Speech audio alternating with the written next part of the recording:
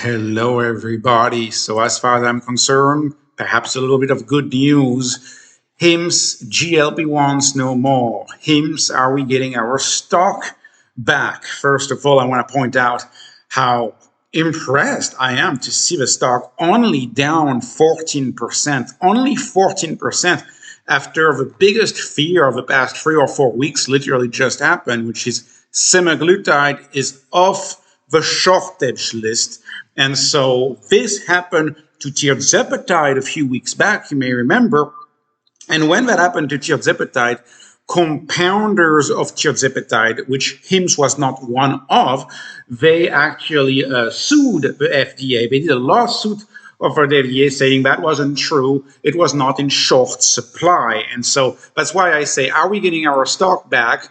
Well, let's not celebrate too soon, because the Outsourcing Facilities Association had a lawsuit for tirzepatide being off the patent list. I think it's entirely possible that they will do the exact same lawsuit for semaglutide being off the patent list. You know, these companies have an incentive for these drugs to be off the patent list.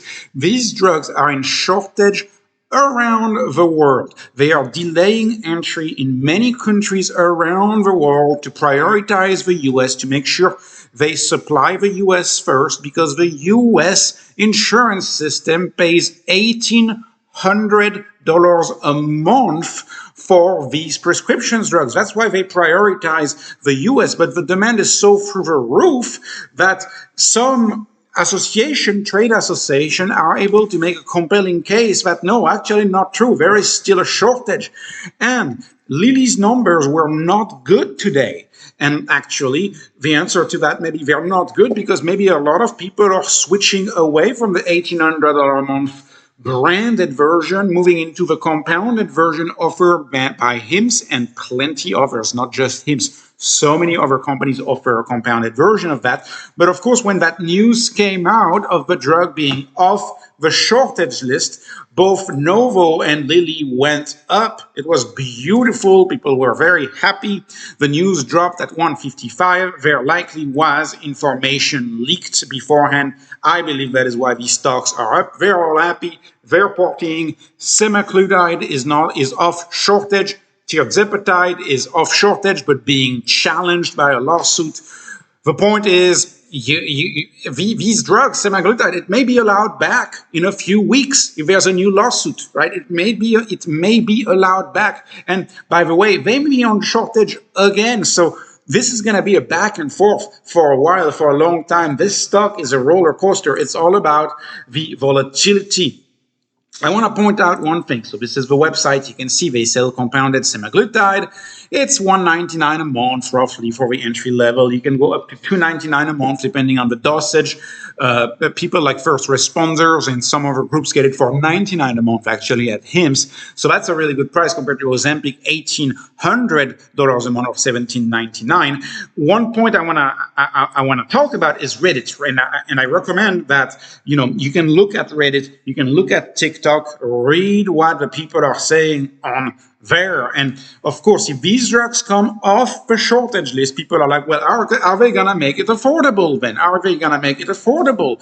You have some people that say, well, we can't afford it. We go the compounded route because we can't afford to pay $1,800 because our insurance does not cover it. They only cover it if you have a specific kind of diabetes. And so it's entirely possible that a lot of the demand that would have been earmarked for Lilly and for Novo has shifted to provider like HIMS. Another trend that I was noticing on Reddit is a lot of people are stocking up. They're actually stocking up in anticipation of that very thing, in anticipation of the fact that, actually, they're going to be taken off the shortage list and we won't be able to afford the $1,800 version. That's why they've been doing that.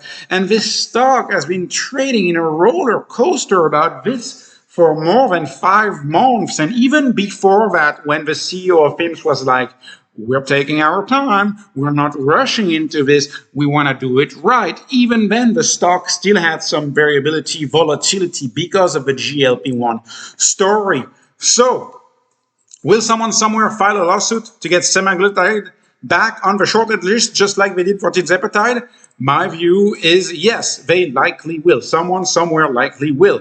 But here's my understanding. Like HIMSS, it's not like it stops right away. It depends on whether they're, and I'm on the road right now. So that's my understanding from the road. That's also why the sound in the video is not the same. But from my understanding, they're going to have either 3 months or 6 months to stop selling, depending on whether they're considered a large or a small compounder. And I don't know the answer to that question. I don't know how soon they have to stop selling, but there is a buffer period, from my understanding, from the road. I can't do my normal research today. Sorry about that. But I did take the time to do this and to tell you about why HIMSS is not a GLP-1 story. We've been saying this for a long time. I've been following this stock for a long time. It's grown at 50% a year for more than 5 years now, well over 5 years. And I bought this stock when it was just dismissed as an ED drug company. It's just an ED company. They just had this silly advertising on the New York subway, and all they do is sell silly ED drugs. Never mind that it was actually a great product for them to get started with. Now they're dismissing it as just the GLP-1 company, and it is very frustrating as someone who follows the stock for a long time to see that, because look at the numbers. 300, that was Q2. This is all Q2 data from the conference call. You can go read it. So Q2, the last time they reported anything, they had $316 million in sales in that quarter, in the Q2 quarter. That was 52% growth year over year. At that Q2 quarter, they had 1.9 million monthly subscribers, of which almost 0.1 million were in the weight loss category. So if I were just to be generous and assume they have 100,000 customers in the weight loss category, assuming they have 100,000 even in the weight loss category, that's 5.2% of the customer base. Only 5.2% of the customer base order these weight loss products. And by the way, the average price point, I always see this in the comment section, but they sell it for $200 a month. The average HIMSS subscription is $56 a month for like an ED pill or something like that. Well, that's not entirely true, because if you've been following that story, HIMSS entered the weight loss category via pills, not via injections, not via GLP-1s, but via pill, notably metformin, right? They prescribe some of the historic second indication weight loss pills that have been prescribed for decades by doctors. This GLP-1 movement should be looked at, in my view, as a new form, a new approach to weight loss. People are all of a sudden discovering that there are some medications that you can take for weight loss, medication which historically have been in the diabetes category, although some of them had to do with anxiety and depression. But weight loss is a side effect that many drugs have. And so these medication kits, by the way, they start pretty low. They start at $69 a month, these medication kits. I don't know how much of these 100,000, I don't know how many of these are these medication kits. Is it 30%? Is it 50%? Right? Knowing that that's what they started at. A lot of people don't want to inject themselves with GLP-1s. They don't like the injections. There's a whole medical condition about a fear of injection. It's a thing. Right? There's a whole field dedicated, phlebotomist, dedicated to people not passing out when they get an injection. That's an entire field. So of course, these in a tablet form, they're going to have some traction. That's point number one. My other point, corollary to that point, is that they do much more than weight loss. Like I said, weight loss is 5.2% of the customer base. The big business for them that got them started was ED. That was the big business. And ED is a business that works in line with hair loss. It's correlated. These issues are correlated. Then they got into heart health, right? With ED plus heart health. Then they have anxiety. A lot of these, I'm going to call them medium health issues, like medium urgency health issues, they're correlated. So that's the cross-selling that you have between the different drugs. That's also why the compounding thesis is so strong for HIMSS, because you can put just enough of each ingredient in a single pill that can be easily taken for someone to treat their ED and say their heart health, for example. It's a much bigger story than just weight loss. I understand that the market has made this stock a weight loss stock, but let's look at the facts. It's 5.2% of the customer base. Even if they grew at 100%, it wouldn't be the bulk of the year-over-year growth. So that's point number one. Okay, point number two.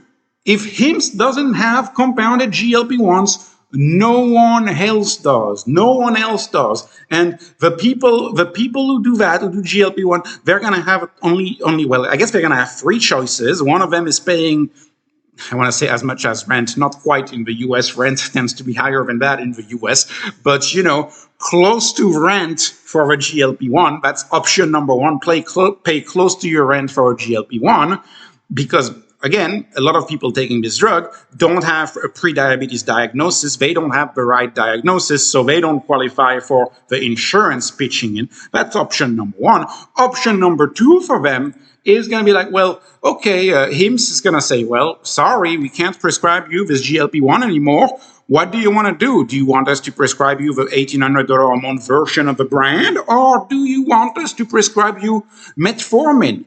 And then they show all of the studies that have showed the impact of metformin on weight loss. And you may say, well, why wouldn't you just go get metformin at the pharmacy? Well, you need a prescription for that. And who gives you that prescription? Well, it's HIMSS sponsoring the doctor visit. The doctor gives you the prescription, but HIMSS sponsor that doctor visit.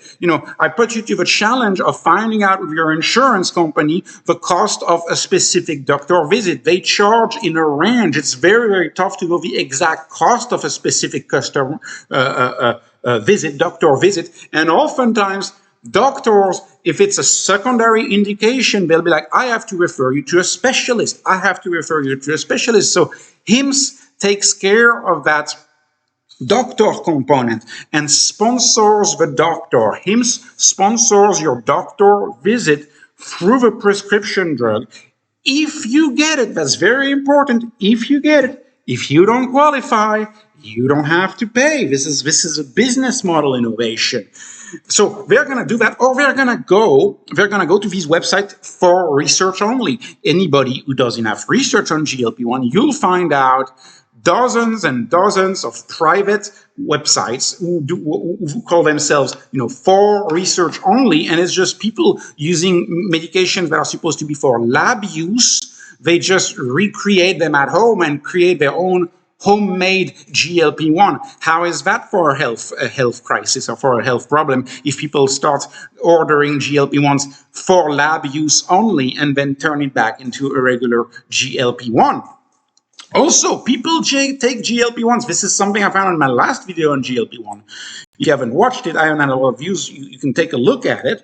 GLP-1s are being used for other things like alcohol cessation, impulsive shopping, and heart issues. GLP-1s are being used for much more than just weight loss. I have seen many examples of people who have decided to get on GLP-1s simply because GLP-1 gets rid of their buzz when they have a beer or where they have alcohol. The buzz is gone. You don't want alcohol anymore when you're on a GLP-1. A lot of people seem to be wanting it for that. Again, no medical advice. I'm just repeating what I read on the internet. This may be placebo. I don't know. I doubt it. There's a lot of comments about that, right? Other things about GLP-1. Once daily liraglutide is off patent. Right now, the exclusivity is to Teva. But that exclusivity to Teva will end in early 2026, which means that a lot of these companies in early 2026 may be able to prescribe liraglutide. Now it's once daily, I know, but if you're not annoyed by injections in the first place, maybe once daily is just fine. Maybe. By the way, also that form factor, if you see the form factor of the pen right here, the pen form factor also is off patent in 2026. And you may be interested to do this, right? I had this long conversation with my doctor in-house yesterday about Trulicity, a drug that hasn't been prescribed as much as GLP-1s, because of course they've moved now to drugs like Ozempic, and they say, of course, Ozempic is better than once weekly Trulicity, once weekly dulaglutide. But, you know, the Ozempic patent, from what I remember off the top of my mind, is in 2032. Ozempic expires in 2032. Trulicity, dulaglutide, the kind of a GLP-1 in between liraglutide and Ozempic, Trulicity dulaglutide is coming off patent in 2027. So if you're a long-term investor and you believe in this long-term story, I can tell you I'll still hold the stock in 2027, and then you'll get into a situation where a once-weekly GLP-1 with fewer side effects is off patent in 2027. So again, and you know, they did a good job at hiding that one. Myself, as not a doctor, I didn't see it, but like I was like, yeah, oh yeah, you're right. Trulicity, they've stopped promoting it. You're correct. Anyways, this is so maybe this is good. Liraglutide and Trulicity, these are going to be very real. Dulaglutide, not Trulicity. Dulaglutide and liraglutide, so compounded liraglutide, compounded dulaglutide, these are going to be, I think, real options if there is no appeal made to the shortage list, if there is no lawsuit made by groups of compounding pharmacy, lawsuit against the shortage list and the FDA. If that doesn't happen, these are very real avenues that will be off patent very, very soon. Remember, 2025 is next year, 2027 is next to no time. Why am I so bullish on HIMSS when I look at the valuation?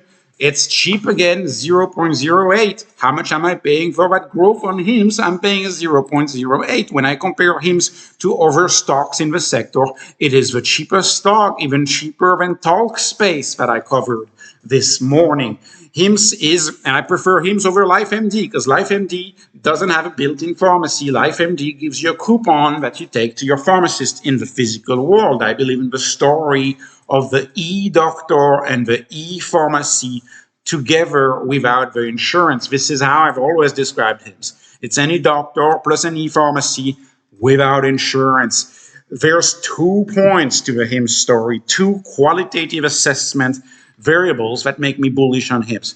First of all, is very simple. I ask the question very simply, do we need 45,000 pharmacies in the United States? The answer to that to me is clearly no. Clearly, absolutely not. In the era of same-day shipping, we don't need that many. And I make that same analysis with the branches of banks, right? My video on SoFi yesterday is the same story. We don't need tens of thousands of bank branches in a world without cash.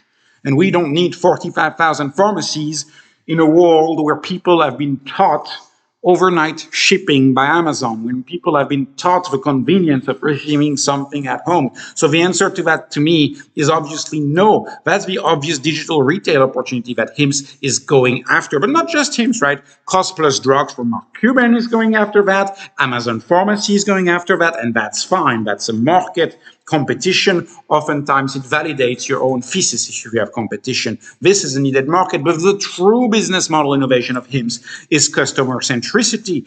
That is a crazy idea in healthcare, to be customer centric. Amazon has taught the people to be customer centric. Amazon has taught the customer that it likes to be treated like a king or a queen.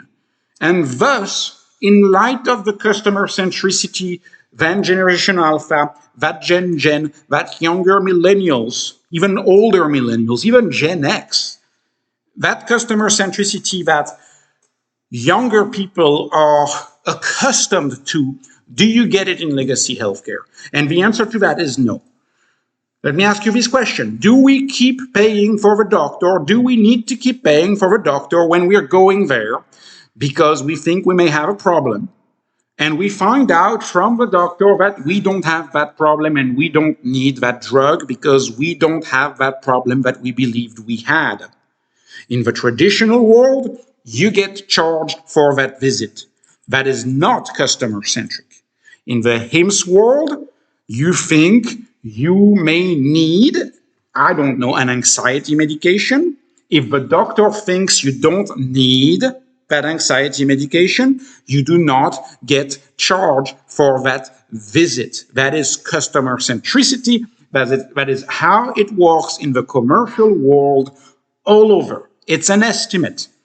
Okay, do we need to keep waiting for months to see the doctor? Now that depends on the area you're in. But sometimes it takes months to see a doctor. HIMSS is a digital platform. You can see the doctor between 24 and 48 hours. Do we need to keep being bounced around, ping pong, as my brother calls it, among different primary care specialist? If a doctor has an ounce of doubt, let's take ED, right? Maybe your specialist, maybe your primary care doctor is not used to prescribing ED. Maybe they're not used to that. And so what are they going to do if they're not used to that, or if it's not something they commonly prescribe? What are they going to do? They're going to say, well, I need to refer you to a urologist. And you know what happens sometimes? Sometimes you get referred to a specialist, and you know what the specialist says? Well, I need to refer you back to the primary care physician. This is ping pong. I love that. Anyways, is this customer-centric? This is all I ask. Is this customer-centric? No, it's not. It's not customer-centric. What about non-transparent pricing?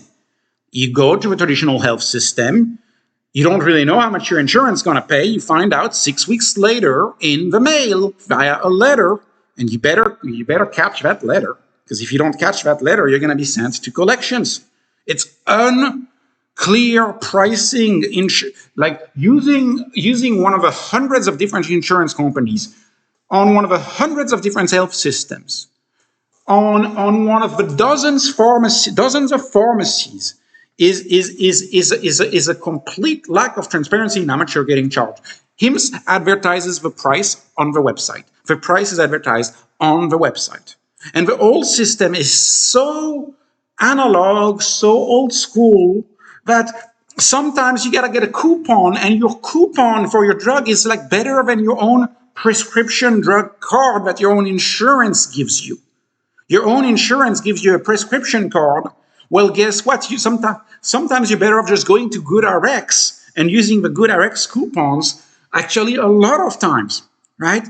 My doctor tells me the GoodRx app is one of the top apps on our phone. That's literally it. Because the patients are concerned about medication costs, and they don't know if their insurance is going to reimburse as well or not, and you go on GoodRx and you're like, okay, this is the good one. Okay, do we really need that system? I don't think so. And lastly, and I'll conclude with that, Gen Z prefers gig work. I was reading about that. I could not believe something like 60% of Gen Z prefer gig work. And so the question that we need to ask about that in the context of gig work is that, are they willing to pay $600 a month for traditional health insurance? And my guess is no. My guess is they're perfectly fine with a super high deductible health insurance that insures you against the big deals, the big issues, like the cancers of the world. You want to be insured against that. But the small issues, my guess is that people are going to be perfectly fine paying out of pocket for those small things, especially if those small things in many instances are cheaper than copays. And I've covered that many times on my channel. So GLP-1s no more. If that happens, I'm kind of happy about it, because we get to refocus on the actual opportunity of HIMSS, which is a much bigger story than just GLP-1s. GLP-1s are 5.2% of the customer base. So this was not financial advice, not investment advice, nothing of the sort, just entertainment. Hoping you were entertained. Please like, please subscribe. Thank you for watching, and have a wonderful, wonderful day.